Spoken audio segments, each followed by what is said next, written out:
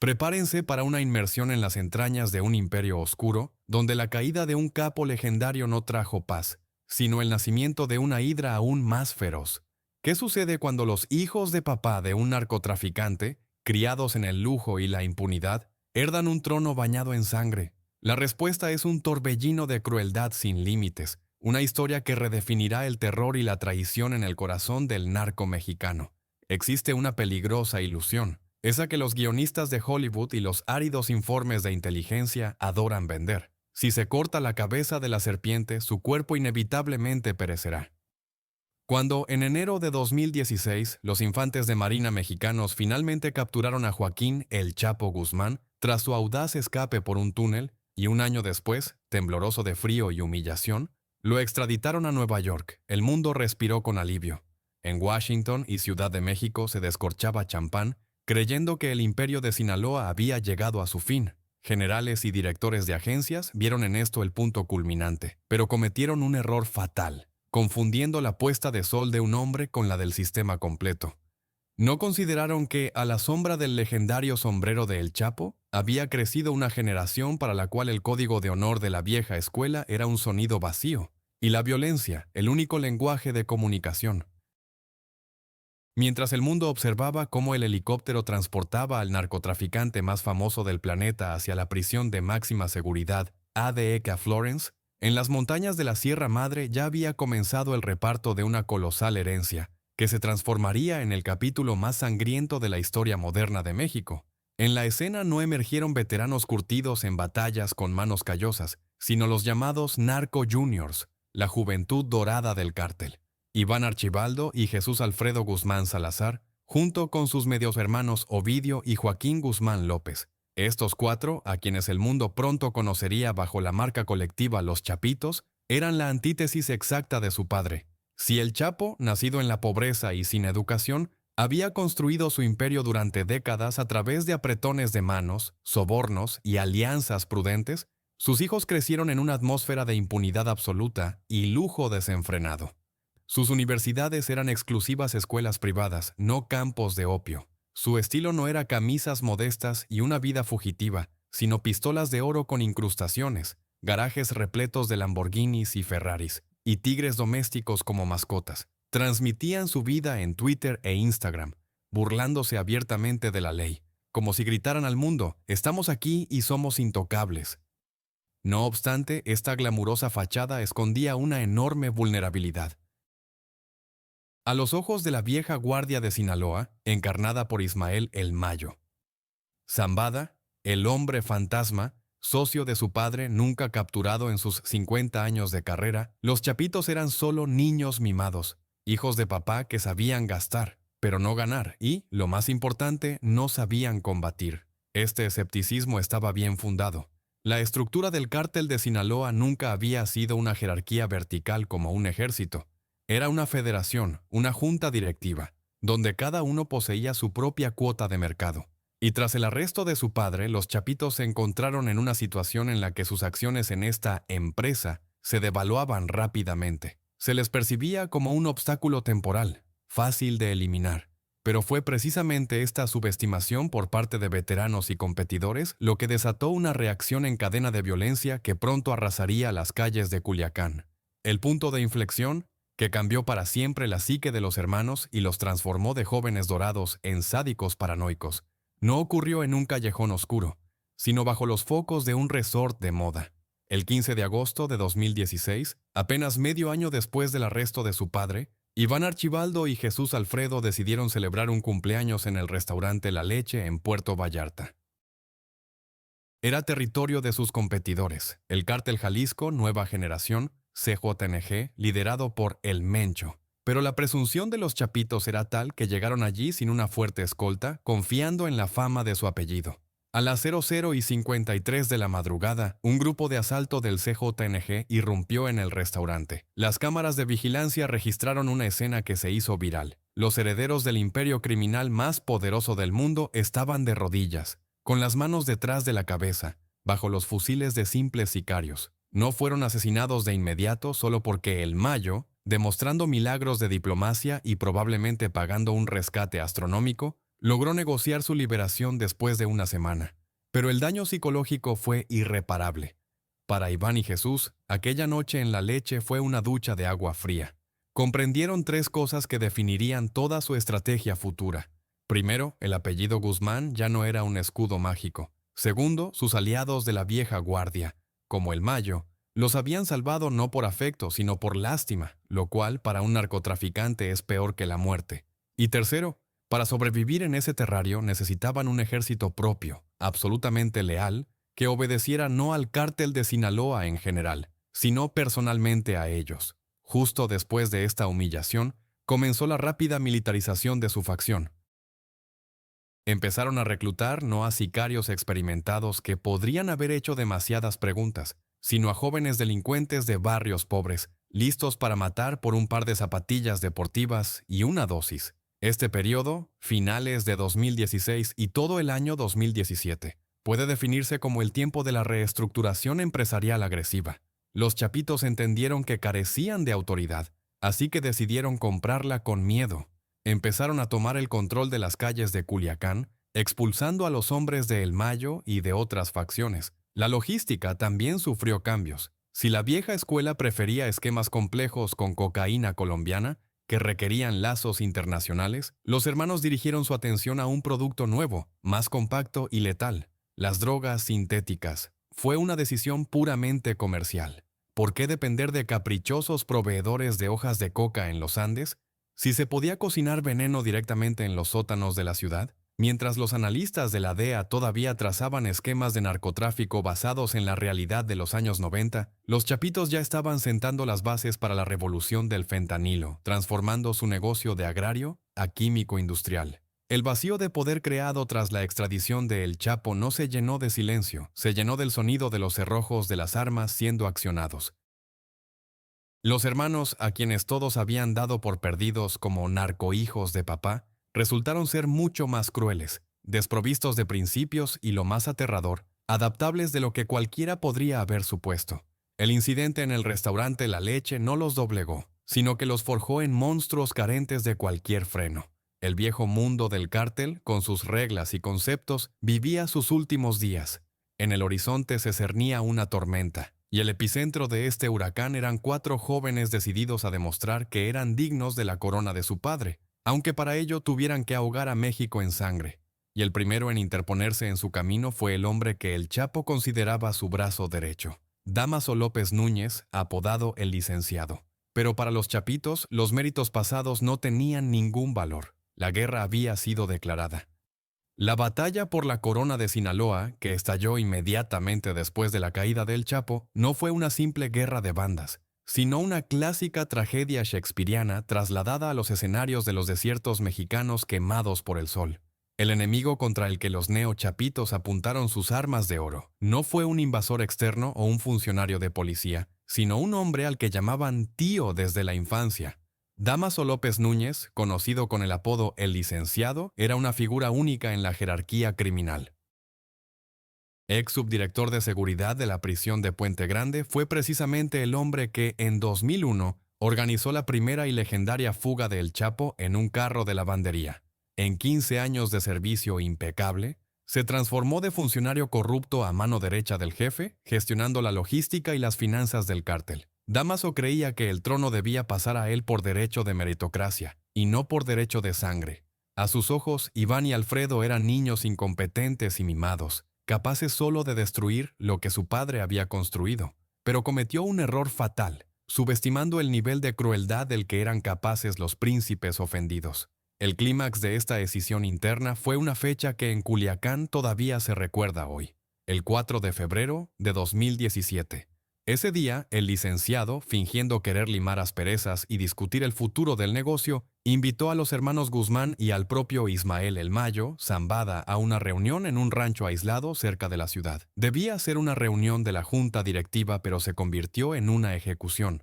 Cuando el convoy de los Chapitos y Mayo llegó al lugar, no fueron recibidos por una mesa puesta, sino por el intenso fuego de los sicarios de Dámaso. No había prevista ninguna negociación. Era un intento de decapitar al cártel de un solo golpe. Los guardaespaldas murieron al instante cubriendo a los jefes. Iván, Alfredo y el septuagenario Mayo tuvieron que huir a través de los arbustos espinosos, abandonando sus vehículos blindados. Para sobrevivir, los herederos del imperio y su patriarca se vieron obligados a robar un coche civil de paso y, sangrando, esconderse entre las montañas. Esta traición se convirtió en el punto de no retorno. Si antes el conflicto latía en forma de miradas torvas y pequeños enfrentamientos, ahora Culiacán se transformaba en una zona de guerra. Los chapitos respondieron no con diplomacia, sino con terror total. Desataron una cacería contra cualquiera que estuviera relacionado con el apellido López. Pero, a diferencia de su padre, que trataba de mantener a la prensa a distancia, los hermanos utilizaron los medios como arma. Después del atentado, dieron un paso sin precedentes. Enviaron una carta manuscrita al conocido periodista mexicano Ciro Gómez Leiva, en la que describían detalladamente la traición de Dámaso. Fue una jugada de relaciones públicas calculada. Presentarse como víctimas y legitimar la masacre inminente. La ciudad se hundió en el caos. Los sicarios de los chapitos, uniéndose a las fuerzas de El Mayo, eliminaron metódicamente la estructura del licenciado. Pero la víctima más ruidosa y trágica de esta guerra no fue un narcotraficante, sino un hombre con una pluma en la mano. Javier Valdés, uno de los periodistas más respetados de México y fundador del semanario Río 12, cometió un error. Entrevistó a Dámaso López, en la que este último definió a los chapitos como tontos que destruyen el negocio. Los hermanos Guzmán no podían tolerar un insulto público. El 15 de mayo de 2017, a mediodía, a pocas cuadras de la redacción de Río 12, los sicarios de los chapitos arrastraron a Javier Valdés fuera de su Toyota Corolla rojo y le dispararon 12 proyectiles.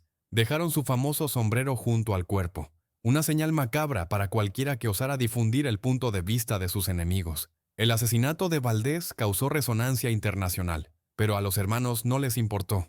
Para ellos era importante demostrar que nadie, ni siquiera la prensa de fama mundial, tenía derecho a cuestionar su autoridad.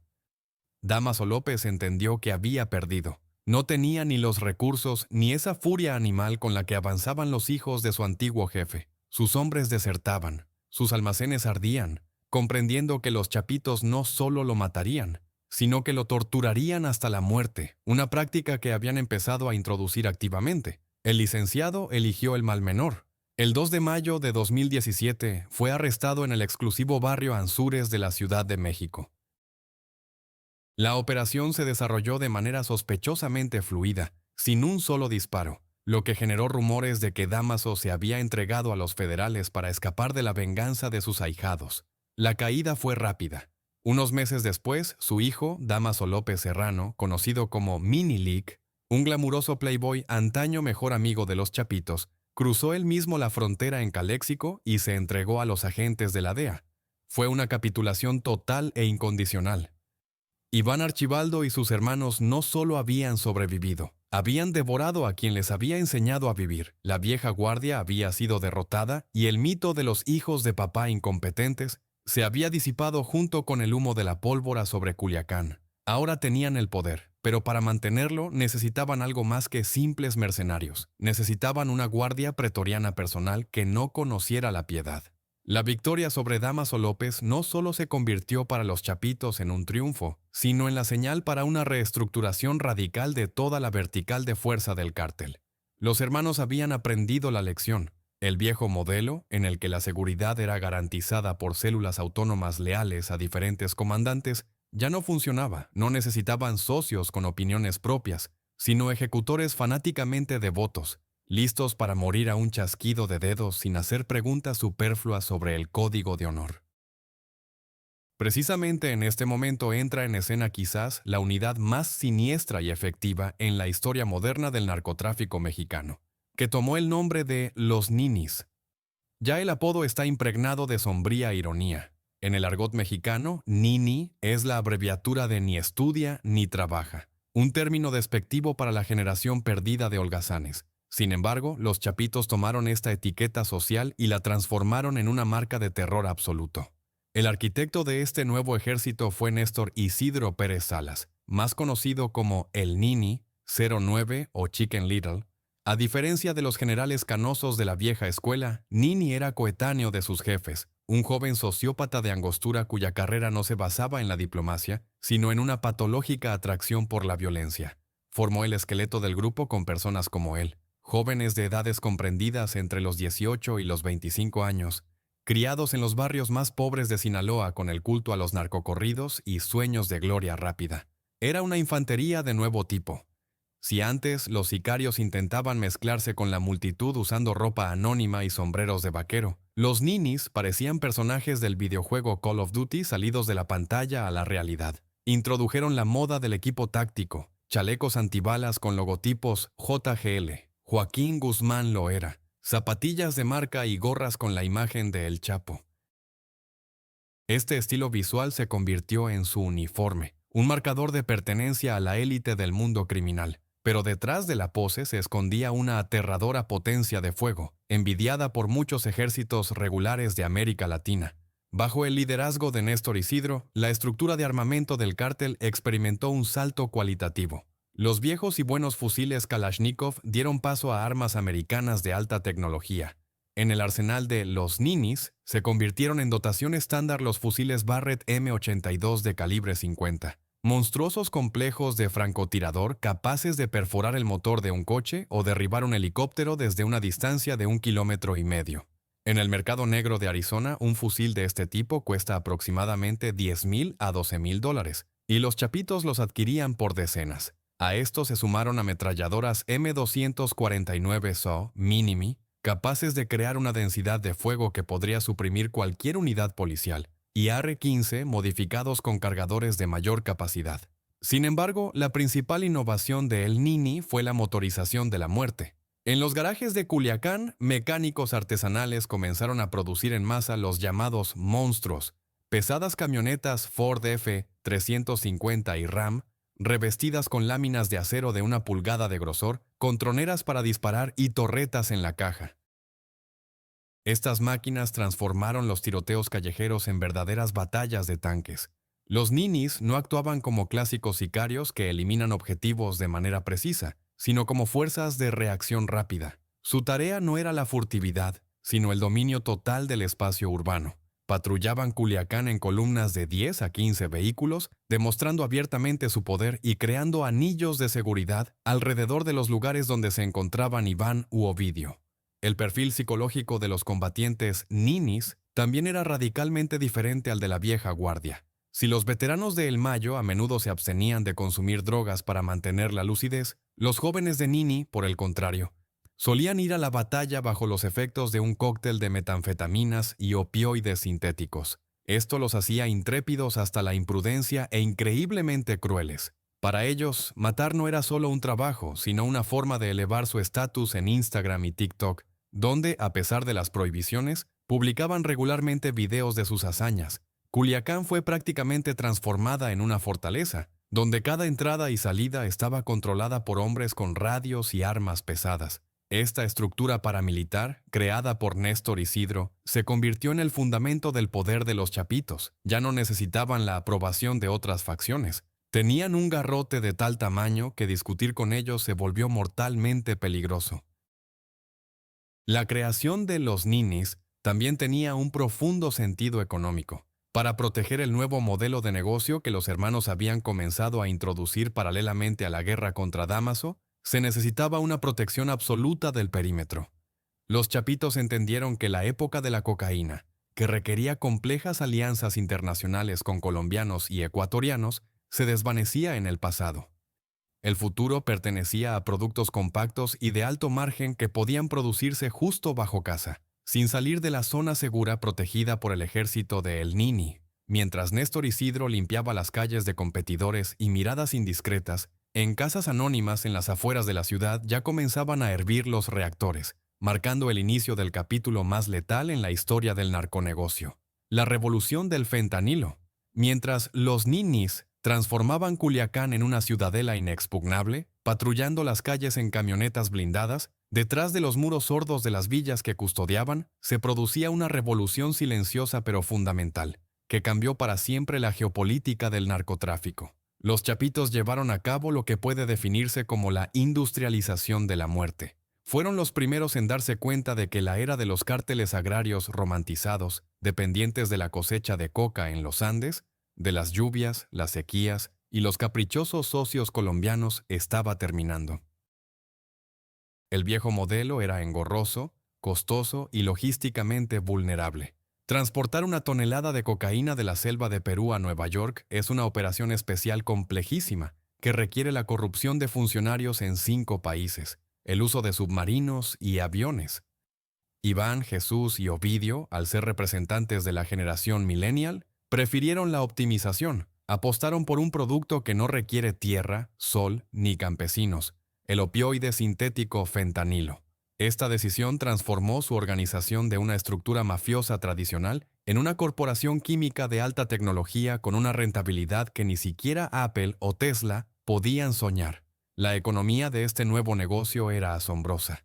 Para comprender su magnitud, basta con observar las cifras proporcionadas por los analistas de la DEA. La producción de 1 kilogramo de heroína requería hectáreas de campos de amapolas, meses de trabajo y costaba miles de dólares. La síntesis de 1 kilogramo de fentanilo puro en un laboratorio del tamaño de una cocina normal costaba al cártel aproximadamente 800 a 1000 dólares, calculando el costo de los precursores. Pero ese kilogramo era tan potente que podía ser diluido con excipientes y transformado en cientos de miles de píldoras mortales. El costo de producción de una famosa píldora azul M30, que imitaba el oxicodona legal, era de menos de 10 centavos. En el mercado mayorista de Sinaloa su precio subía a 50 centavos, y en las calles de Nueva York o Boston el consumidor final la pagaba de 5 a 20 dólares. Los márgenes de las operaciones alcanzaban un fantástico 5,000 a 8,000%. Nunca antes en la historia del mundo criminal se había ganado dinero tan rápidamente y con inversiones tan mínimas. La cadena logística también se volvió espantosamente compacta. El punto de entrada clave para el imperio de los Chapitos se convirtió en el puerto pacífico de Manzanillo. Precisamente aquí, en enormes contenedores marítimos declarados como fertilizantes, detergentes o colorantes industriales, llegaban barriles con precursores químicos desde China. Los Chapitos establecieron vínculos directos con fábricas químicas en Wuhan y otros centros industriales de Asia, eliminando cualquier intermediario. Desde el puerto, la carga, protegida por los convoyes de los ninis, era entregada en casas anónimas en las afueras de Culiacán. Allí, en condiciones higiénicas terribles, los cocineros en trajes protectores mezclaban el cóctel letal en tinas de metal usando comunes remos de madera, y luego prensaban el polvo en píldoras con maquinaria adquirida por Internet. Todo el proceso requería días, no meses. Ovidio Guzmán supervisaba personalmente este sector, transformando los laboratorios en una cadena de montaje de ciclo continuo. Sin embargo, detrás de esta eficiencia empresarial se escondía la monstruosa crueldad de la fase experimental. El fentanilo es una sustancia en la que el límite entre el éxtasis y la muerte se mide en microgramos. Para lanzar al mercado el producto ideal, que causara una fortísima dependencia pero no matara al cliente al instante, los Chapitos necesitaban un grupo de control, y lo encontraron entre sus enemigos. Según los testimonios de desertores y datos de inteligencia, en el periodo de 2017 a 2018, los sótanos de las casas en Sinaloa se transformaron en laboratorios de la muerte. Los milicianos inyectaban diferentes dosis de fentanilo a prisioneros de bandas rivales o toxicómanos secuestrados, observando la reacción con un cronómetro en mano. Si el conejillo de Indias moría demasiado rápido, la partida se enviaba al reciclaje, reduciendo la concentración. Si sobrevivía pero no experimentaba el efecto deseado, se aumentaba la dosis. Era un proceso de investigación y desarrollo cínico y deshumanizante, pagado con las vidas de cientos de víctimas anónimas, cuyos cuerpos eran luego disueltos en ácido o enterrados en tumbas sin nombre en el desierto. Para 2019 la máquina funcionaba impecablemente. Culiacán estaba inundada de dinero. Jóvenes químicos y empacadores ganaban más que los directores de banco, y el flujo de píldoras a través de la frontera con Estados Unidos se convirtió en un tsunami incontrolado. Las autoridades estadounidenses comenzaron a dar la alarma. La mortalidad por sobredosis en Estados Unidos subió verticalmente, y el rastro conducía invariablemente a Sinaloa. Pero los Chapitos, embriagados por el éxito y seguros de la invulnerabilidad de su fortaleza protegida por el ejército de El Nini, no tenían intención de detenerse. Se sentían los reyes de la montaña, sin sospechar que su audacia y el tamaño de la producción ya habían obligado a Washington a presionar a Ciudad de México exigiendo acciones inmediatas. El gobierno federal mexicano, que durante mucho tiempo había hecho la vista gorda a lo que estaba sucediendo, se vio forzado a comenzar a planificar una operación que debía ser un castigo ejemplar, pero que en cambio se transformó en una de las derrotas más vergonzosas en la historia del Estado. Las nubes se cernían sobre el exclusivo barrio de Tres Ríos, donde en una de las casas Ovidio Guzmán pasaba el tiempo despreocupado, sin siquiera sospechar que tras su puerta ya estaban los hombres de las fuerzas especiales, listos para desatar el infierno. La euforia por la victoria en el Culiacanazo fue pronto reemplazada por la fría realidad de las luchas internas. Ovidio Guzmán estaba libre, pero la unidad misma del cártel de Sinaloa yacía en ruinas. Ismael El Mayo Zambada, patriarca y estratega que había pasado medio siglo en este negocio sin pasar siquiera un día tras las rejas, estaba furioso. Para él, los eventos del 17 de octubre no fueron un triunfo, sino una catástrofe estratégica.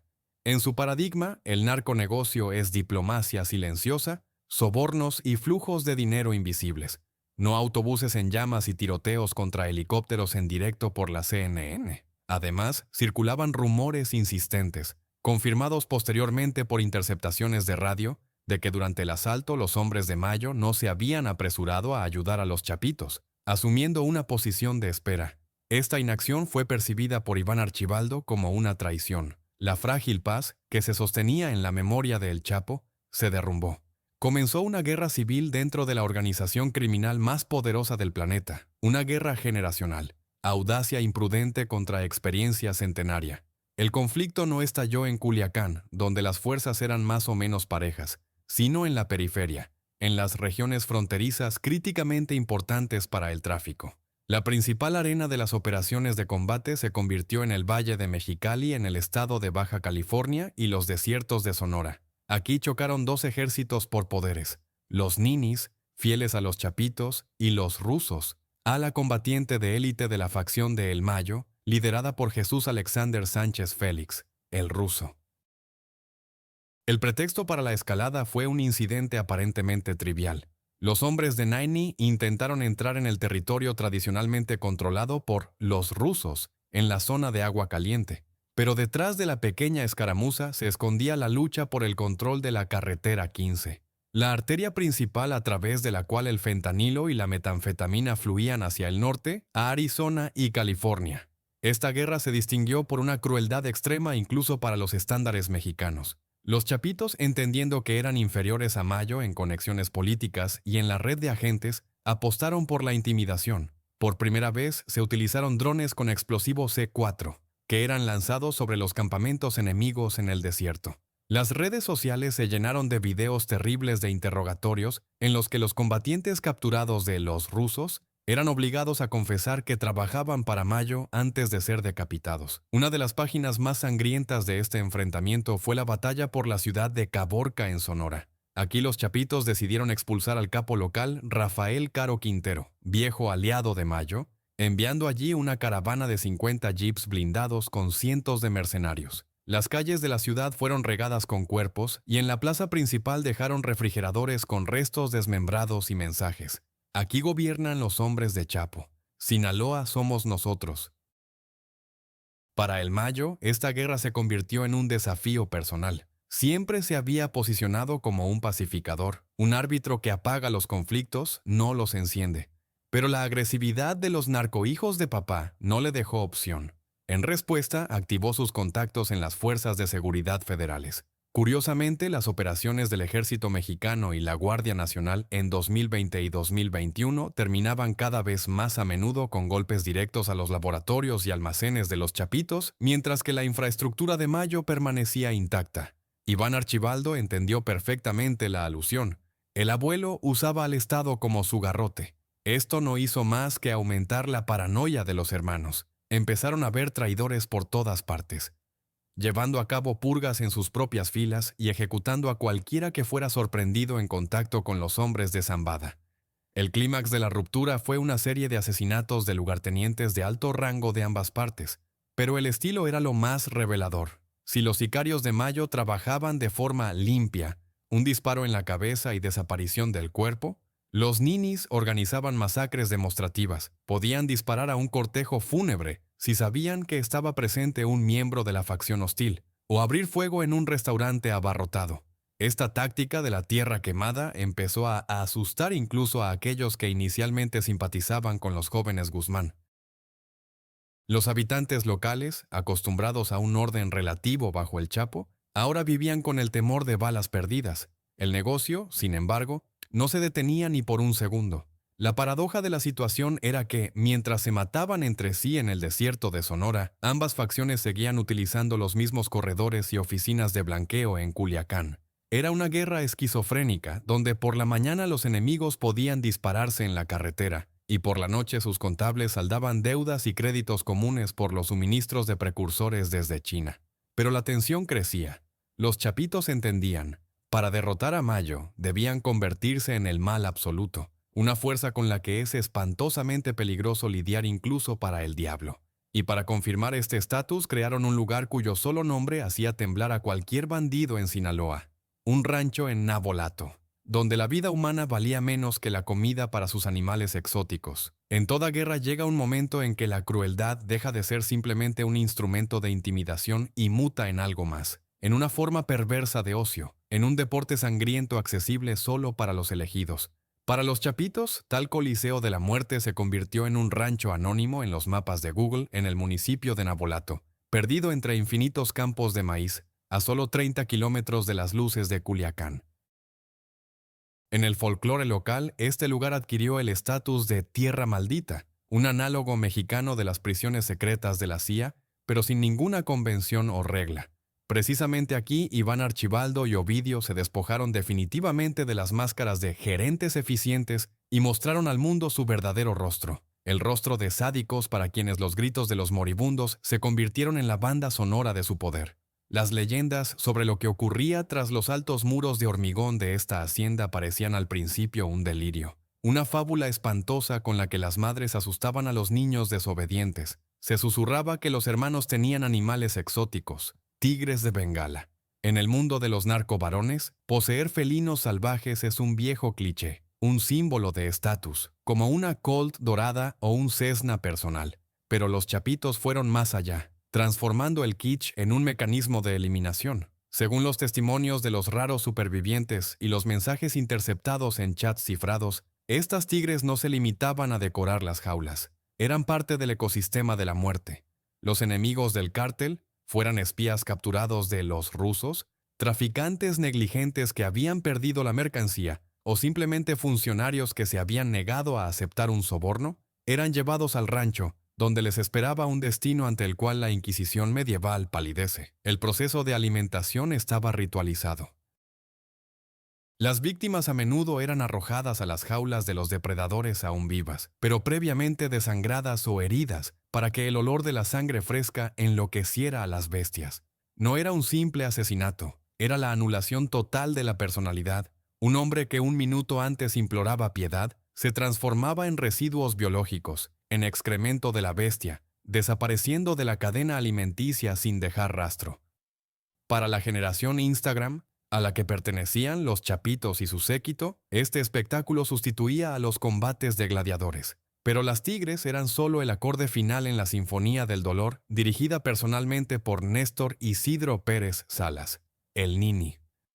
Los sótanos del rancho estaban equipados como laboratorios de tortura, donde el enfoque científico convivía con la ferocidad primitiva. Uno de los métodos de interrogatorio distintivo se convirtió en el procedimiento conocido en el argot del cártel como inyecciones. Los verdugos, que a menudo tenían una formación médica incompleta, inyectaban en las venas de las víctimas no drogas, sino cócteles de extracto concentrado de chile habanero o, en casos particularmente graves, ácido de baterías. El efecto era monstruoso. La persona sentía cómo las venas se derretían literalmente por dentro. El fuego corría a través del sistema circulatorio quemando los receptores, pero permaneciendo plenamente consciente hasta el paro cardíaco.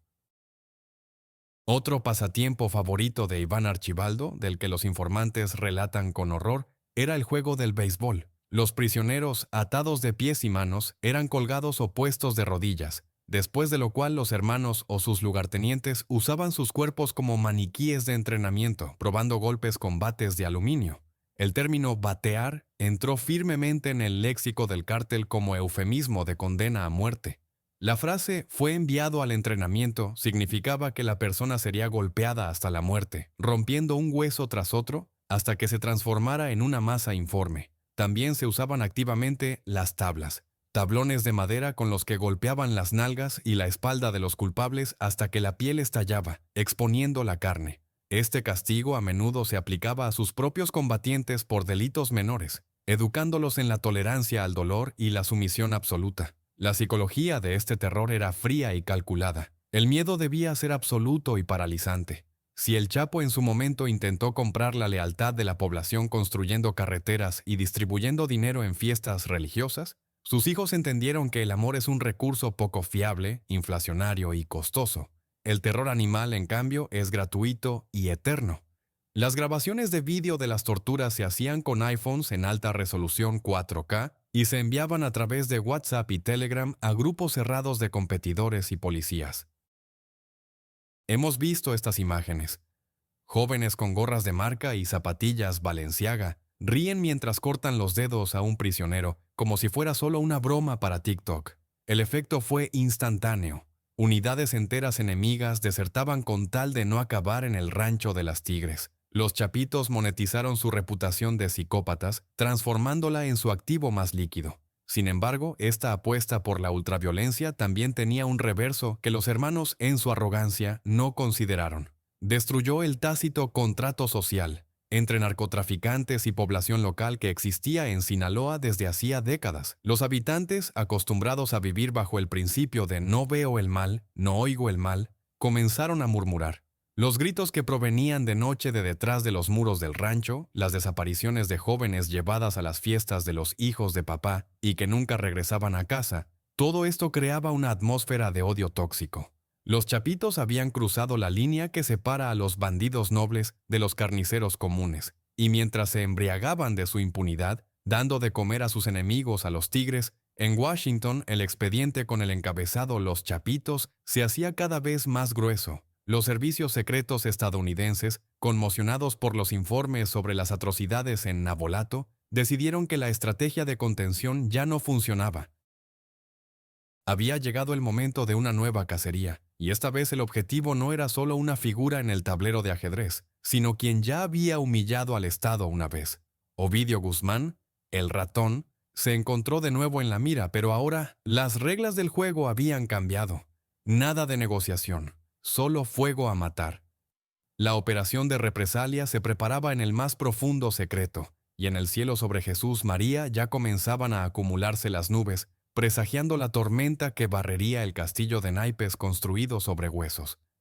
El amanecer del 5 de enero de 2023 en el diminuto pueblo de Jesús María, ubicado a 45 kilómetros al norte de Culiacán, no llegó de forma natural. El cielo fue iluminado no por el sol, sino por los trazadores de las ametralladoras pesadas que cortaban la oscuridad como rayos láser.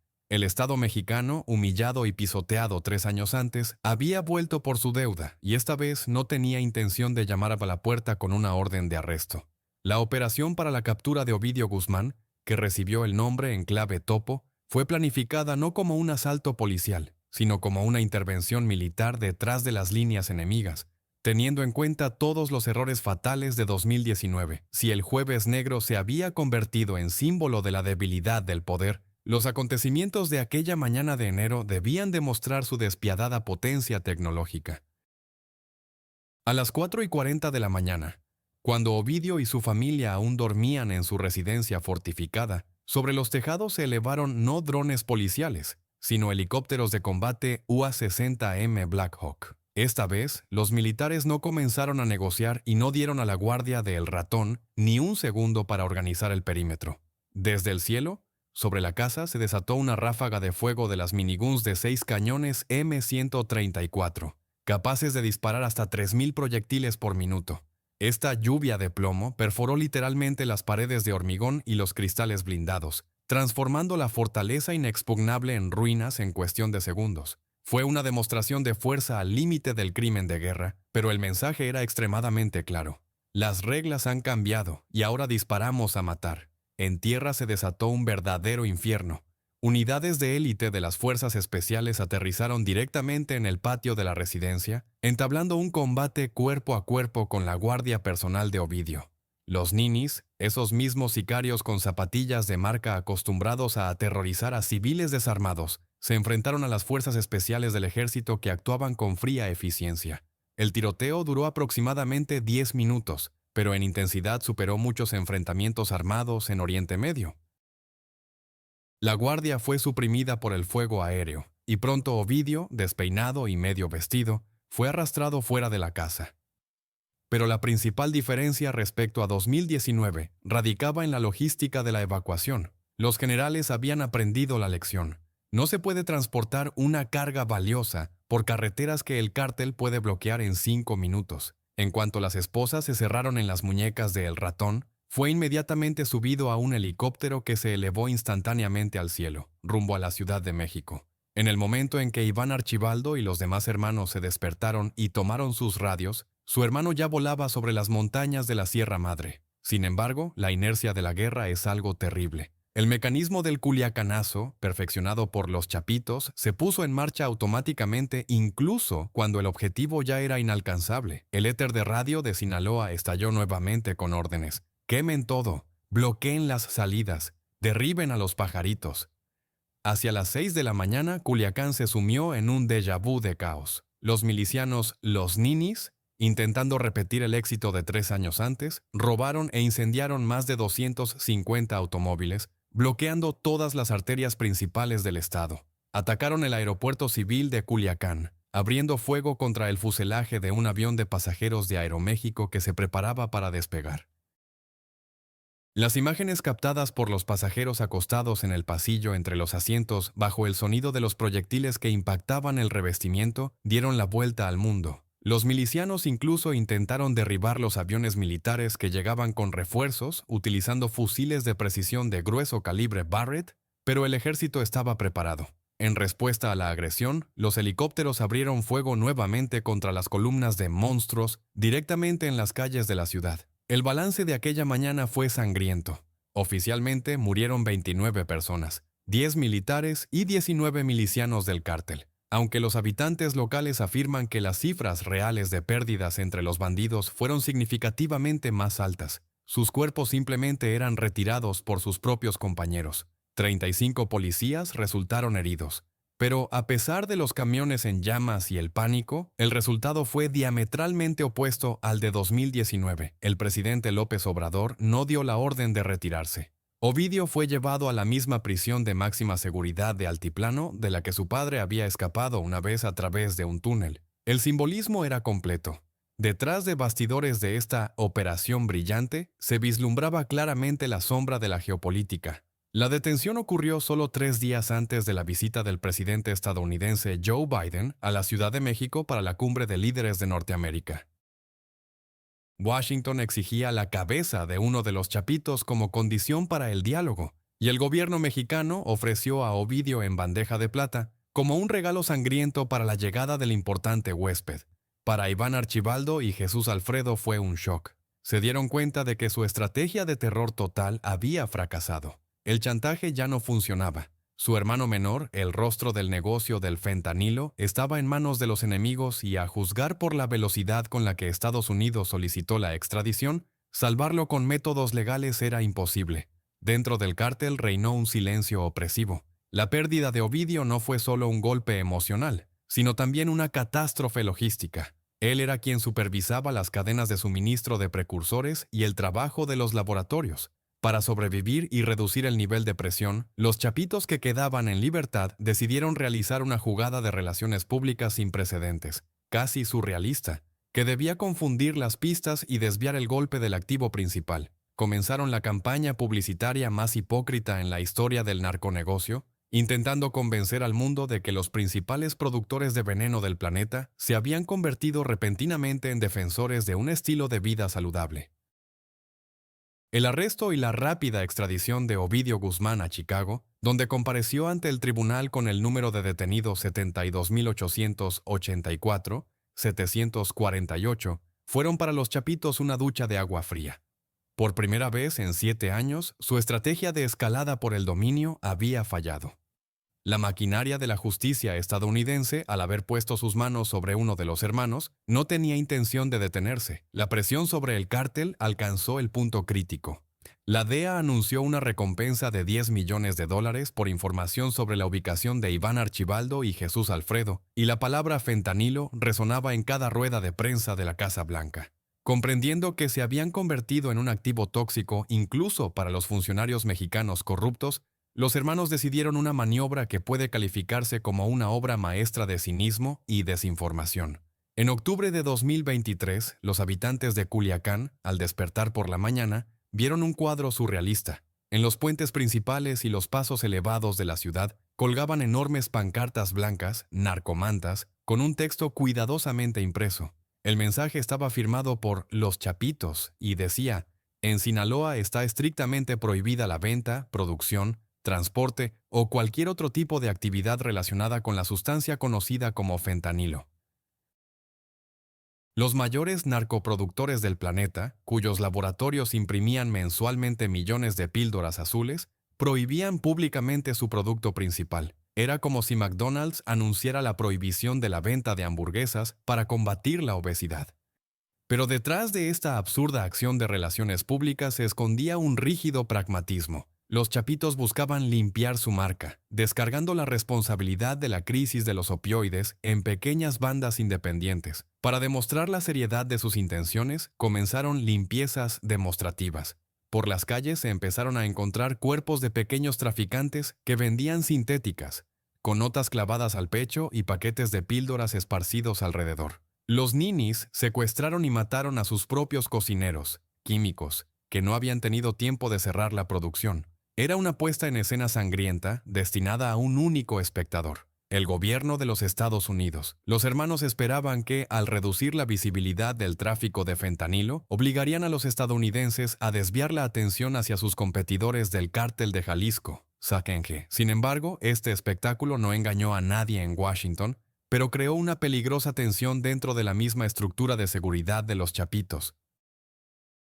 La principal víctima de esta nueva política de pacificación debía ser el hombre que sabía demasiado y cuyas manos estaban manchadas de sangre hasta los codos, derramada por los hermanos: Néstor Isidro Pérez Salas, el Nini, arquitecto de la defensa de Culiacán y comandante de la Guardia Personal, se volvió incómodo. Sus métodos, tiroteos en lugares concurridos, portación abierta de armas, constantes conflictos con los hombres de El Mayo, atraían demasiada atención en el momento en que los jefes querían esconderse. Nini, acostumbrado a ser un perro guardián intocable, sintió de repente que la correa se apretaba. El epílogo llegó el 22 de noviembre de 2023 y fue sospechosamente fácil para un hombre que durante años había eludido las redadas. En el complejo residencial de élite Colinas de la Ribera, al norte de Culiacán, las fuerzas especiales del Ejército Mexicano y la Guardia Nacional rodearon la casa donde se escondía el Nini. No hubo autobuses quemados, ni columnas de blindados que corrieran en su ayuda, ni tiroteos de miniguns. El hombre que había paralizado 2 veces la ciudad para salvar a Ovidio se encontró abandonado a su suerte. El video de su arresto, captado por un dron, muestra cómo en pantalones cortos y camiseta, descalzo, intenta saltar la valla en el tejado, pero ve los fusiles apuntados hacia él y se rinde dócilmente. En sus ojos se leía no tanto el miedo, como la comprensión de la traición. Informantes en los servicios secretos mexicanos y fuentes en el mundo criminal afirman que la detención de Nini no fue un golpe de suerte de la inteligencia, sino el resultado de un acuerdo. Iván Archibaldo, buscando comprarse una tregua y retrasar su propia captura, simplemente vendió a su principal sicario. Sacrificó a Néstor Isidro como un peón en un gambito, esperando que la cabeza del jefe de seguridad satisficiera la sed de sangre de los estadounidenses. Fue una clásica jugada de príncipes maquiavélicos: usar a un sirviente fiel para el trabajo sucio y luego deshacerse de él cuando se vuelve tóxico. La caída de El Nini asestó un golpe devastador a la capacidad de combate de la facción. Los Chapitos perdieron a su comandante de campo más eficaz, el hombre que mantenía a toda la ciudad bajo el miedo. La estructura de los Ninis comenzó a desintegrarse. Privados de un líder carismático, los jóvenes milicianos comenzaron a dispersarse o a pasarse a otros grupos. El escudo que cubría a los hermanos del mundo exterior se agrietó. La traición es una moneda que en el narconegocio siempre regresa al remitente con intereses. Liberados de su defensor, Iván y Jesús quedaron solos frente a los enemigos que habían generado durante años. Y mientras intentaban reorganizarse, en el horizonte ya se vislumbraba el drama final, cuyo guión no había sido escrito en Washington ni en la Ciudad de México, sino dentro de la misma familia Guzmán, un drama que sepultaría definitivamente el mito de la unidad de Sinaloa. A principios de 2024, el aire en Culiacán se había vuelto tan denso de paranoia que se podía cortar con un cuchillo. Los Chapitos, privados de su general combatiente El Nini y de su hermano menor Ovidio, se encontraron en un callejón sin salida estratégico. Su intento de escenificar la renuncia al fentanilo fracasó estrepitosamente. Los satélites estadounidenses continuaban registrando la actividad de los laboratorios y la mortalidad por sobredosis en Estados Unidos no disminuía. Iván Archibaldo, comprendiendo que el cerco se estrechaba, comenzó a buscar una salida no en el campo de batalla, sino en las intrigas de pasillo. Pero nadie, ni siquiera los analistas más experimentados de la DEA, podía prever el giro de los acontecimientos que ocurrió en verano y que por su cinematografía eclipsó todas las temporadas de la serie Narcos. El 25 de julio de 2024 pasará a la historia como el día en que lo intocable dejó de existir. Ismael El Mayo Zambada, el hombre fantasma, el patriarca que había pasado en el narconegocio medio siglo y nunca había visto el interior de una celda, aterrizó en un avión privado Beechcraft King Air en el pequeño aeropuerto de Doña Ana, cerca de El Paso, estado de Texas. Pero no llegó para una reunión de negocios ni para vacacionar. En la pista de aterrizaje ya lo esperaban los agentes del FBI. Junto a él, del avión descendió Joaquín Guzmán López, el menos mediático de los hermanos Chapitos, quien siempre había sido considerado el tranquilo contador de la familia. La fotografía publicada por las autoridades estadounidenses, donde el legendario El Mayo aparece sentado en un coche con una expresión extraviada, casi infantil, en camisa a cuadros, hizo estallar Internet. ¿Cómo había terminado un prudente anciano de 76 años, que durante años no bajaba de las montañas de la Sierra Madre y cambiaba de refugio cada 2 días, en manos de los estadounidenses sin un solo disparo? La versión que pronto fue expresada por los abogados de Zambada y confirmada por fuentes de inteligencia recordaba el guión de un thriller de espionaje. No fue una operación especial y no fue una entrega voluntaria, fue un secuestro.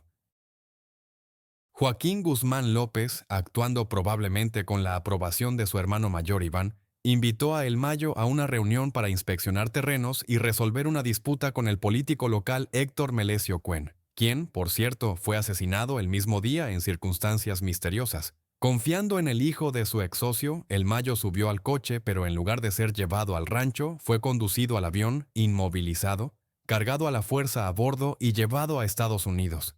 Joaquín, de hecho, vendió a su padrino a cambio de un acuerdo con la justicia estadounidense para sí mismo y quizás para Ovidio, quien a esas alturas ya se encontraba en la prisión de Chicago. Una traición de tal magnitud no tiene análogos en la historia de los cárteles mexicanos. Los Chapitos violaron el principal tabú del mundo criminal. Entregaron a uno de los suyos al enemigo.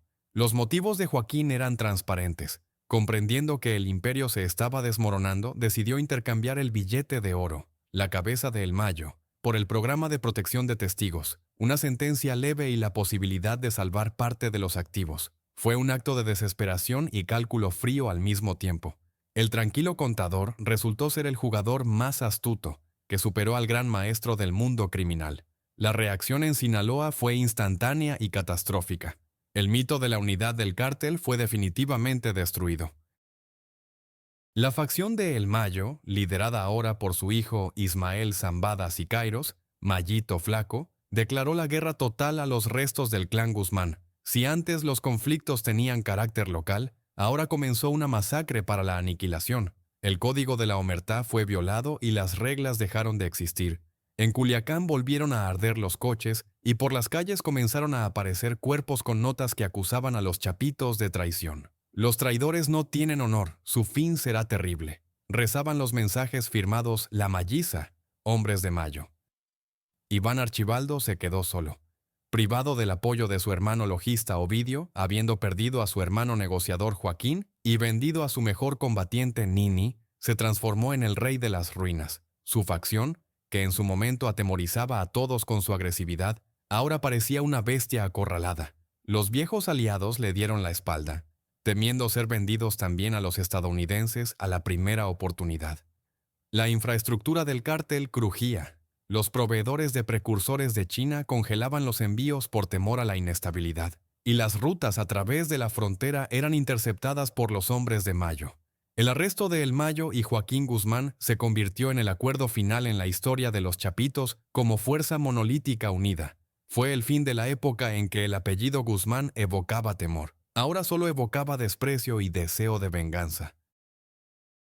La historia, iniciada con el intento de demostrar al mundo que eran dignos del trono de su padre, terminó con el hecho de que quemaron este trono, vendiéndolo a pedazos por su propia salvación. Pero para Iván Archibaldo el juego aún no había terminado. Tenía que resolver la última tarea: cómo sobrevivir en un mundo en el que todos, desde el agente de la DEA hasta el último sicario en las montañas de Sinaloa, sueñan con ver su cabeza en una pica.